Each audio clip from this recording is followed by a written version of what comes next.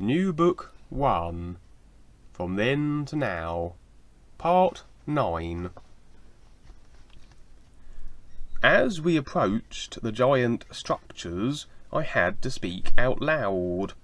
This place is huge.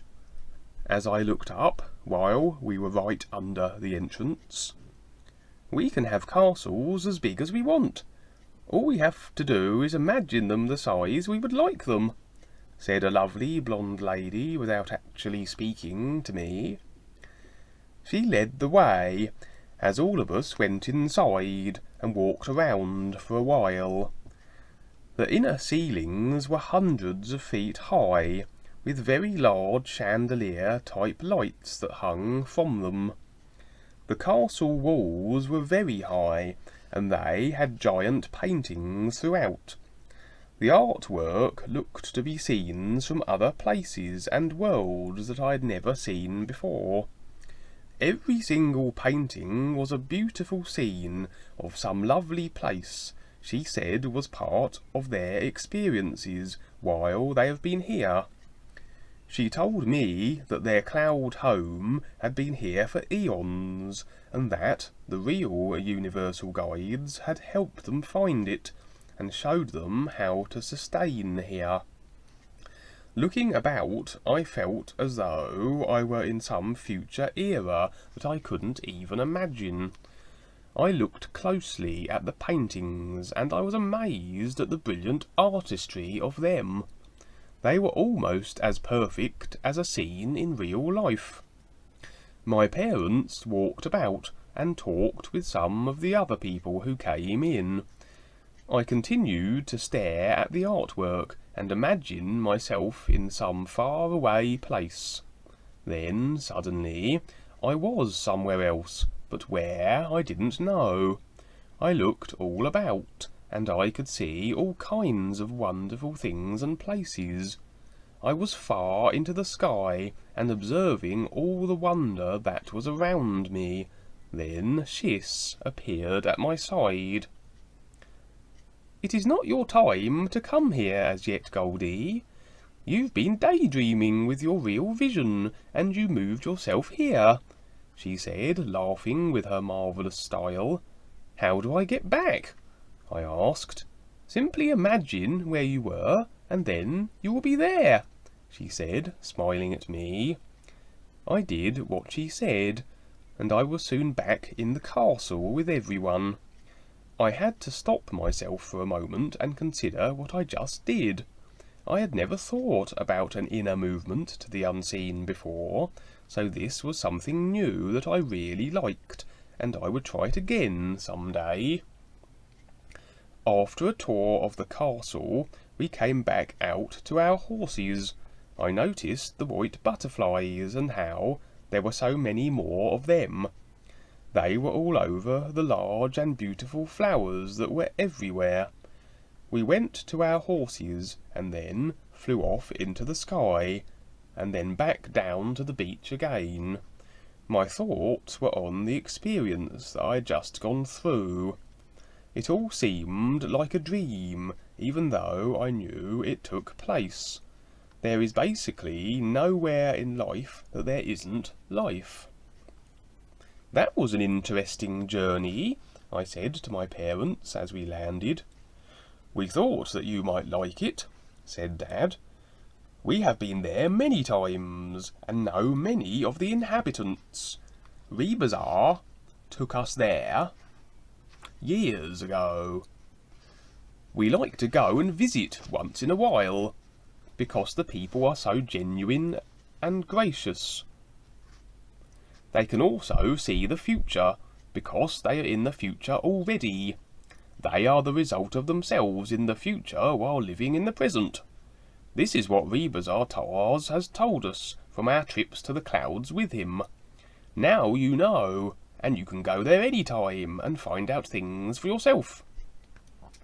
I stood there and listened to everything Dad was saying. It was an incredible realization that I was having about what had just taken place. I knew that I would return there again some day to research what I would need for my writings for the Earth people.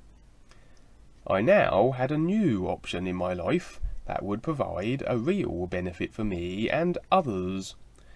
We returned to our bodies just as the first light of dawn was approaching on the earth. I was a little stiff from sleeping on the ground, and so I took my time getting up. Mum and Dad felt the same way, because I could hear a few groans from them as they got up and slowly moved about.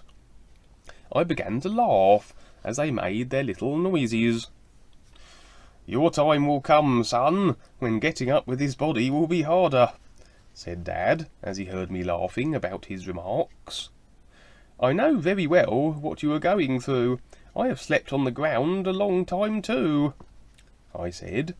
Then we all packed up and were on our way. As we were leaving, Little Feather showed up and jumped up on the horse. "You weren't going to leave me here, were you?" he said, as I laughed from his remark. "I'm glad you showed up, kitty boy, because I was so involved from the other worlds and my experience I had last night, I would have forgotten you," I said, as I continued to laugh. That day we returned home, and I continued to write, then added all the new experiences I was having. My parents did their usual routine and continued to improve their living arrangements. I liked to help them with their lifestyle, because it was great being with them and how they lived. Within myself, I knew that it was time to take my trip to the Pacific Ocean. I didn't want to leave yet, but I knew that it would be soon. I was going to stay with them as long as I could because of how the West was. I didn't know how much longer they would be around on the earth. It was approaching late evening, and Mum asked me to sleep inside with them because she wanted to tell me about a real adventure that she was shown several years ago. I liked hearing about her episodes. I was always learning from whatever she told me. That night, all three of us sat back and listened as Mum relayed her story. "I never told you about this real experience I had, Goldie. There are actually several that relate to it. You were with the army at the time, and I never mentioned these experiences to you in the letters I sent you. I wanted to tell you when you came back with us, so that we are together," she said, as she smiled and touched my face. I was all ears, and felt excited, like a little kid, about what she was going to say. Mother was always so wonderfully real about everything. "I like hearing your experiences, Mum. They make me realise how important the ones that I have are," I said, as I sat there, ready to listen to her lovely voice. My whole body was feeling the excitement as I lay with her, trying to keep it calm. Then she began, as all three of us were lying in our sleeping positions.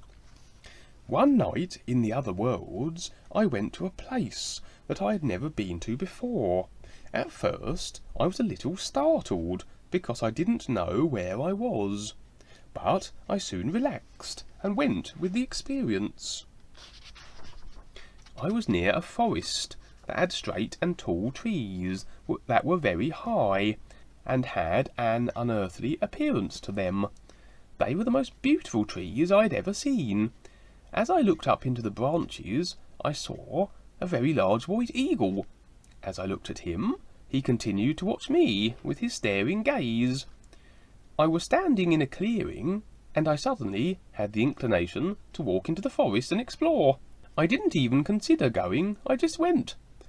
As I approached the tall trees and entered, I looked up at how tall they were. There was a wonderful deep silence about the entire area, as I slowly looked around to see what I could see. I began to like where I was at, because it was calm and peaceful. There was no sound, and not even a drop of wind.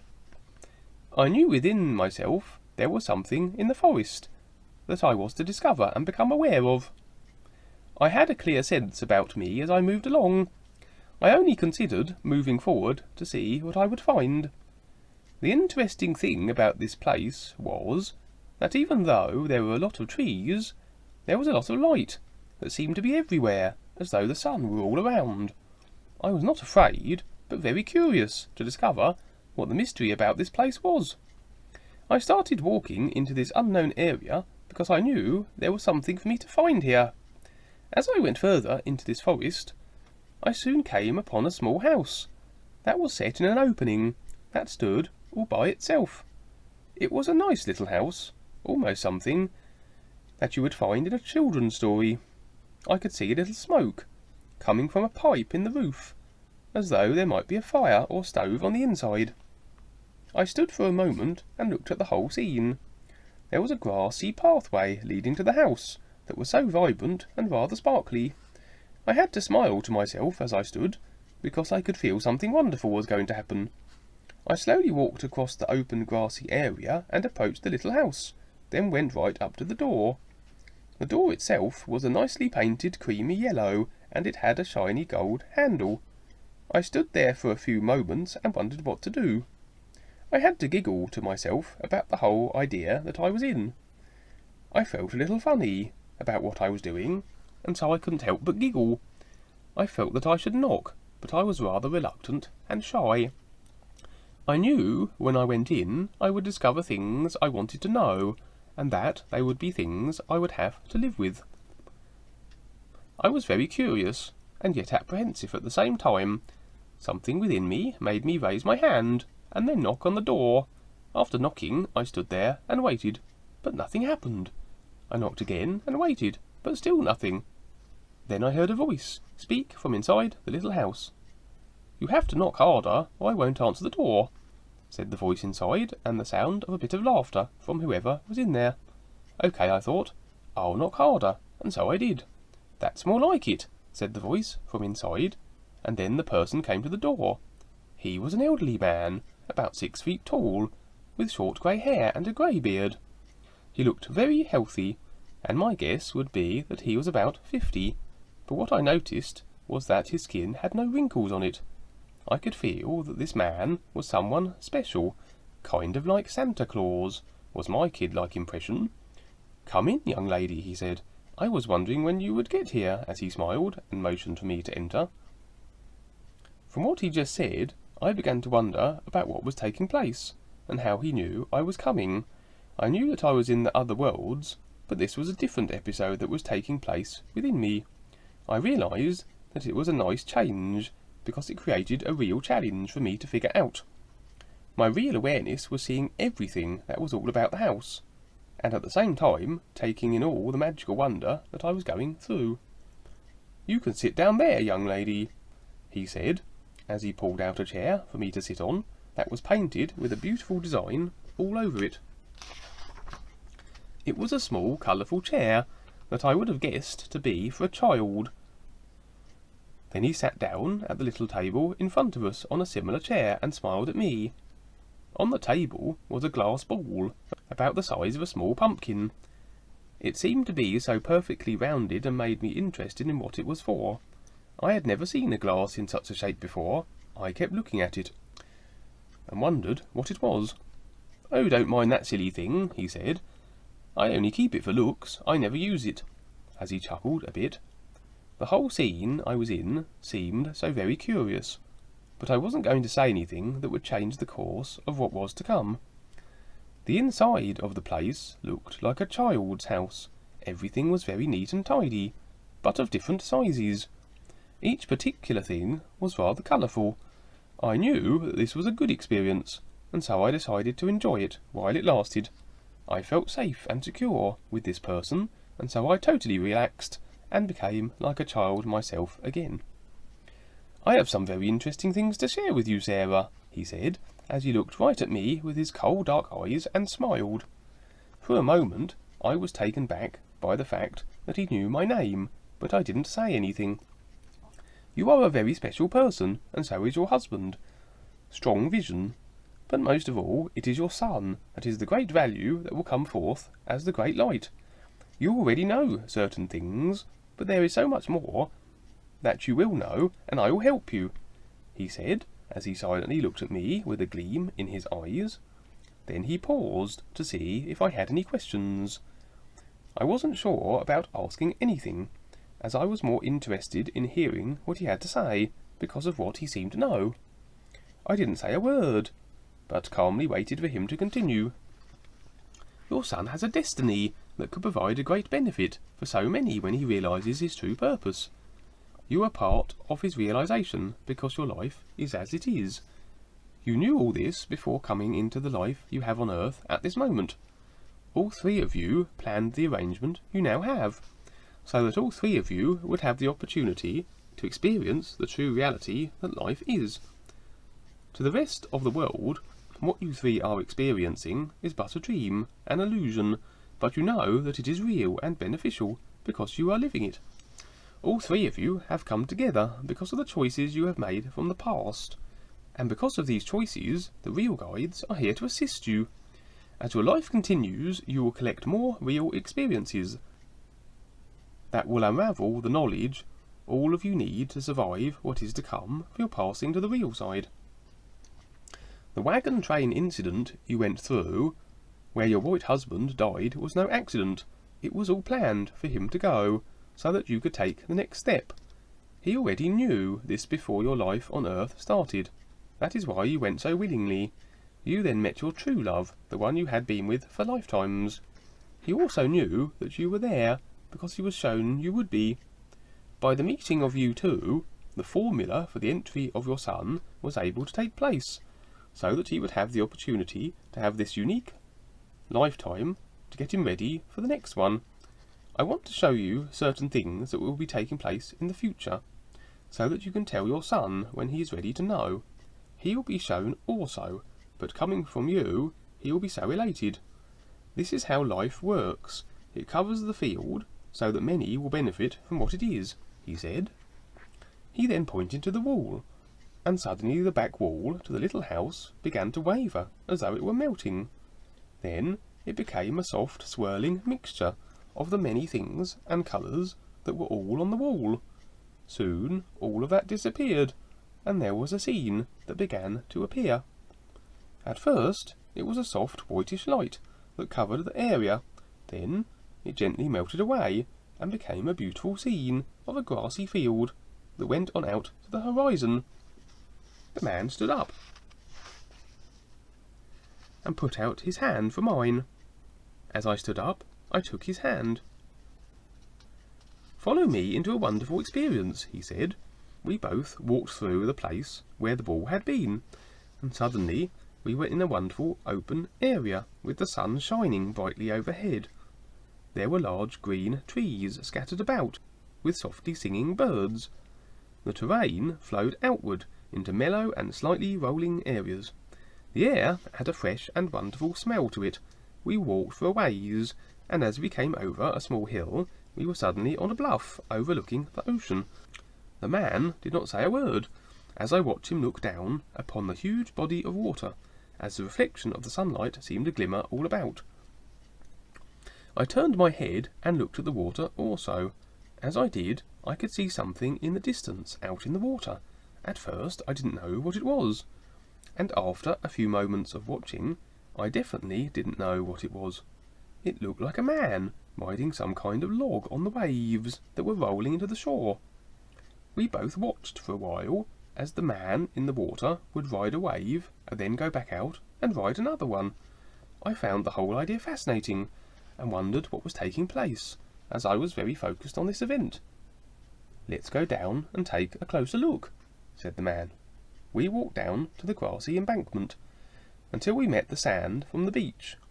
Walking out to the water's edge was a very pleasant and invigorating experience.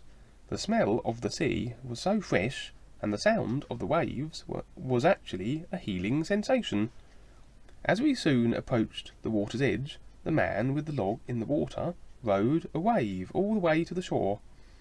I watched him very closely, with the utmost fascination, as he was standing on his log. Then he came over to us, carrying what I thought to be his log. He walked through the shallow water up to where we were, and then said, "Hello, Mother," with a smiling face, as he stood there all wet from his experience. I was suddenly rather shocked at what he said. I hesitated for a moment and asked in disbelief, "Who are you?" He looked at me with his tan skin, blonde hair and blue eyes and said, "I am the future that is now. I am your son. That will be beyond what you know of me now. What you are seeing is what will be. The great reality has granted you this moment in life to see and know what very few will realize. Mankind has been misled into considering the earth as the only reality and the invented systems that he educates himself with. In the future now, there will be so much more information for people to look to, but it will become a sea of knowledge that so many will get lost in that has very little value. The simplicity of what the real universal guides have available for all mankind is the direct connection to the sound light reality from the 7th level and beyond. In time, you will come to know what you need to for your journey through life. Now you are seeing the future me, as you will see it from the 7th level, when you and Dad are free." Then he became silent, and just stood there, and waited for me to respond. I know that I stood with my mouth open for several moments, as he stood there also, as though time meant nothing to him. I then became aware of the board he was carrying, and asked, "What is that thing you are riding?" "This is something that will take place in the future, the now future. It will be part of the culture that I will be coming back to. The lifestyle that you know now will soon vanish as the white man continues to spread across the lands. You and Dad will not have to come back to Earth unless you want to. Before your life is over, all of us will go to the 7th level and be established there. I will be coming back because of whom I am and what I will be doing. It is my choice and challenge because of what I want to be," he said. I was still overwhelmed by what was taking place. Even with all the real experiences I have had, this one topped them all. I didn't know what to say, because I felt lost in a time change that I knew nothing about. I actually began to cry. I was amazed that I could do so, because I had never cried in the other worlds before. I bent over as though I had lost my strength, and then you held me up. "It's okay, Sarah. You have done so much for all of us, and so this experience is a gift for you because of the great heart you have. I have always felt a great privilege to know you and Dad, and I will be returning to the upper world some day to see you again after your lives are over here. The human race does not at all understand the wonders that life holds, and what awaits those who explore beyond their own mind and senses. The lifetime that you are in now is a start up for me to prepare for what is to come.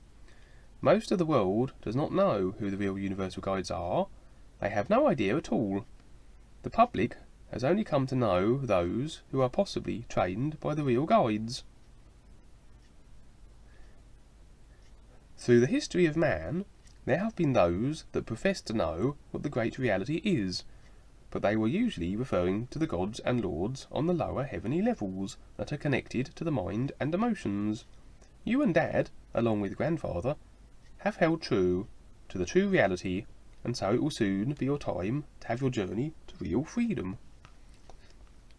Life is in love with itself, and everything that exists within it, but it is our free will that determines the direction we take.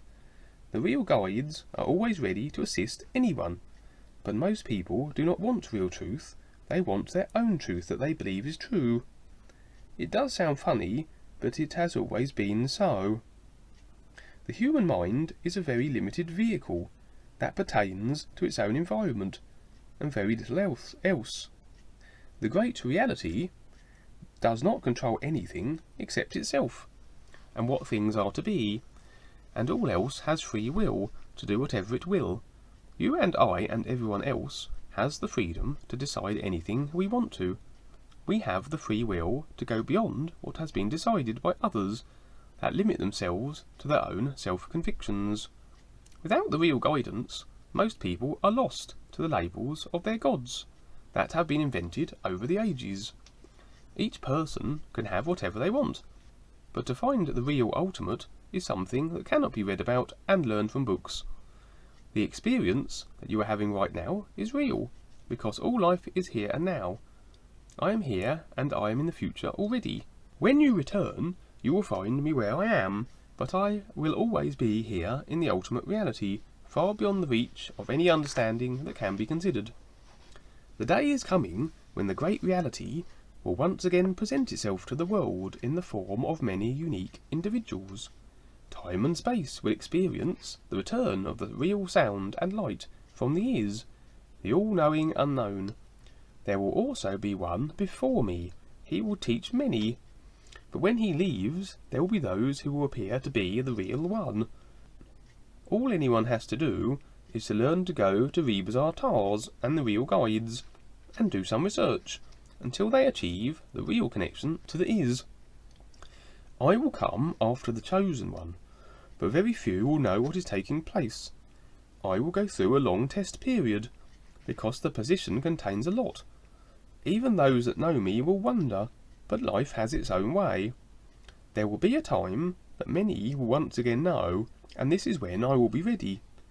You and Dad will be in the real universes, beyond the perception of the mind, while all this is taking place. There is only one who has the real position, with the sound-light reality, and you shall see it now. You pointed out to the beautiful water. The sun was so bright that I could hardly see, and I didn't know what it was you were motioning to. Then I saw a splash in the water. It was a fin from a large fish that was moving about. With the bright reflection of the water, I could barely make out something that was moving towards the shore to where we were standing. Then, for a few moments, the water was very still. As I watched, suddenly a person's head came up from the water. I could see that it was a woman with long blonde hair. Then she began to rise out of the water until her upper body was showing. She hesitated for a moment, and then the rest of her body began to appear, and then she was all the way out of the water as though she were standing on it. I was trying to decide what I was seeing. This woman had the fins of a fish. I truly couldn't believe what I was seeing. She was actually standing on the water as though it were on the land, with the tail of a fish. Then her fish body slowly transformed into 2 legs, and she walked over the water and on the land and stood beside you. I didn't know what to think. I had never seen or even dreamed that such people existed. It took me a few moments to gather myself. You came over and put your arm around me and kissed me on the cheek, as you held me and presented her. "Mother, this is my friend, Sunlight. She is a mermaid," you said. I stood there and looked at her for what seemed to be the longest time. I was thinking that she was the most beautiful being, as I continued to stare at her. Then I had to ask, "What is a mermaid, son?" You laughed, and so did she, and then you said, "She is part of the undersea people that help protect all the sea life. They are rarely seen because most humans would capture them and keep them in cages, and even kill them as demons. Humans are the strangest breeds on the earth. Animals kill to eat and survive, and humans kill for the pleasure of it. Sunlight and her people are very aware of the real guides and their purpose. I asked her to come and meet you, so you will know she exists." I walked forward and put my arms around her. I could sense the great love that she had for me as I stood by her. She simply smiled, and then kissed me on the cheek, just like you had. I was feeling so relieved of any doubts about anything. I had a pure and wonderful knowingness that everything that was taking place was so true and real. As I looked at her, I was so taken with her lovely features. Her eyes were the same colour as yours, a blue-green aura of brightness. She put her hand on my shoulder, and then pointed out to the horizon. I looked out over the brilliant glare and watched the reflection of the bright sun stream across the water. As I watched, I began to notice the sea rise from a great distance out. It was as though it was as far out as the horizon. The sea began to rise and take the shape of a huge wave that was moving towards the shore. The wave kept getting bigger until it was at the point where it was about to break. Then I noticed something. I could barely see someone on the very top of it, on a log like the one you were riding. I could see this person riding the wave all the way to the bottom as the upper part of the wave came over and started to cover him up. For a few moments the person riding the wave could not be seen, and then all of a sudden he appeared from out of the white water and moved along the face of the wave in front of the breaking part. Then he turned very quickly and went up and over the wave and actually shot himself into the air. As he was flying above the water, he disappeared along with the wave. What I had just seen really fascinated me. I had to laugh for a moment and then consider what had just taken place. Then you asked me, "What did you see, Mother?" "I'm not sure, but it did look to be a very large wave with someone riding it.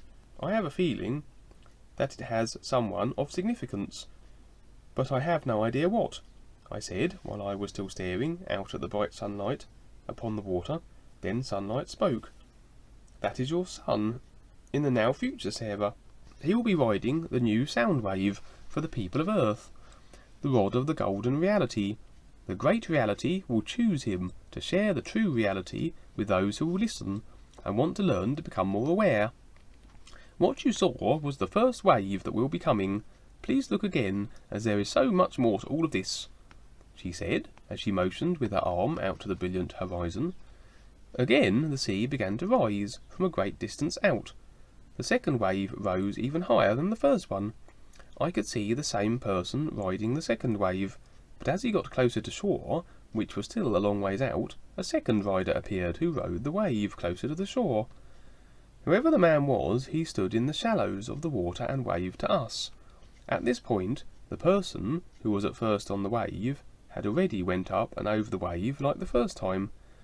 The fellow standing in the shallow waters pointed out to the horizon in the same direction Sunlight had, and as he did, a third wave began to form, and then he disappeared. This third wave seemed to take its time building, but it soon became even bigger than the first two. It was gigantic in size. I would say that it was hundreds of feet high. As the top of the wave began to come over, there suddenly appeared the same rider, which is you, Goldie, on it.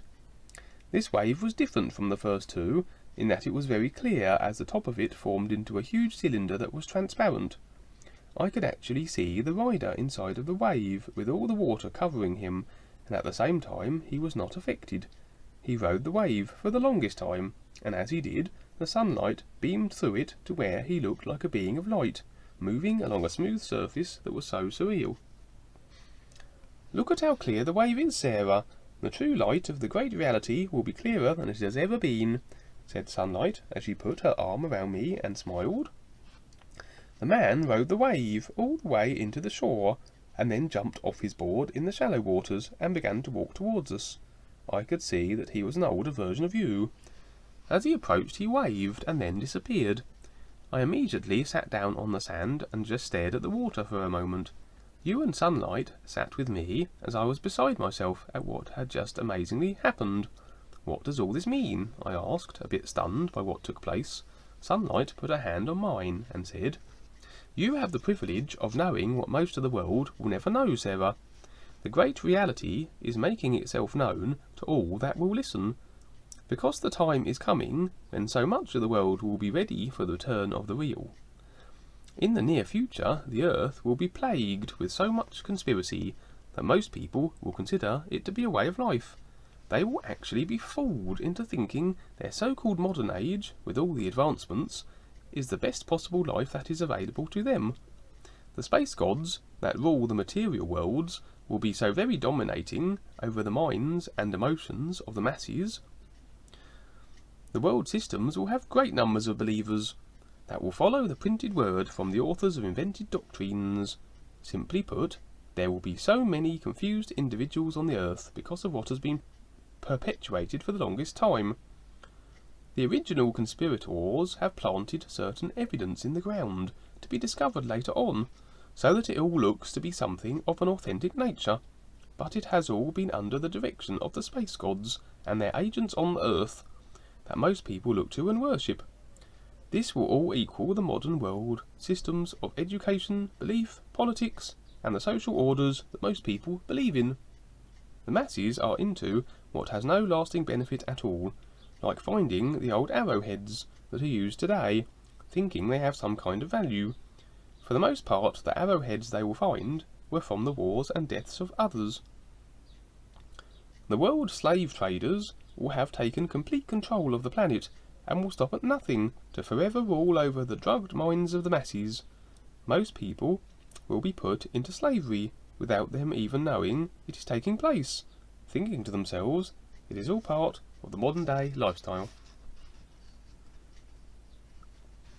Instead of seeking out what is real, people will look to the ideas that others have created and then consider themselves to be believers in something that has no substance at all. Belief in anything is merely a superstition, a ghost, a magic trick, invented by the authorities who do all the takeovers, that have robbed people of their earnings, as none of what they do is a real event. Real experience is what you and I are having all the time. We live in the real worlds with our heart and being, and we have the real connection to the true reality. Your son now, Goldie, will ride the sound wave of the future, along with his friends who will work with him to provide the greatest of all presentations to the earth. By no means will his task be easy, but actually rather difficult, as most of the earth people will not want him around. There is so much more I could tell you, but you will know all there is to know because you are real, said Sunlight. Then you and Sunlight stood up. She gave me a hug, and I kissed her, and she walked back toward the water. As she was about to get in, she turned and waved. Then she walked out a ways and dove into the water. She surfaced for a moment and then went back down, and as she did I could see that her legs had turned back into a mermaid fin. You stretched out your hand and helped me up. Sunlight will be coming back in the future to assist me. She will go by her Indian name, Sun Woman. We have known each other for lifetimes, just like I have known you for so very long. It really doesn't matter if you are the child or the parent in life. All that matters is that you have realised the great reality. Mankind has his space gods and his healers from the past, but they are for the unaware. Only what is can truly be real. Just like the great sun in the sky, the great reality is beyond the understanding of what the civilizations of this world can invent. You are a special and precious being, Sarah Miles, and you already know what is true and real, you said. Then you turned and walked out over the water as though you were on the land. As you moved upon the water, a great light began to appear from the sky. It came slowly down from its far heights, and it was a brilliant staff of light that soon met the surface of the water. It was a brilliant light that seemed so soft as it positioned itself. You walked out to it and stood in the dazzling centre, and then turned and waved to me. I waved back as you were standing on the water in this enormous light from the sky. You stood in the light, and I could see your brilliance and how benevolent you were. Then you gradually disappeared into the light as the rod of light moved itself from the water and slowly drifted back up into the sky. I stood there almost in tears again. My very being could hardly contain the experience. I felt weak again and went and sat on the sand. I sat there for quite a while, and then noticed that the man who had brought me was gone. I sat and breathed in the sea air to revive myself, and soon realised that you would always be around, and that this was just a small part of the total reality that I would be living forever. I closed my eyes, and I was soon back in the teepee with your dad.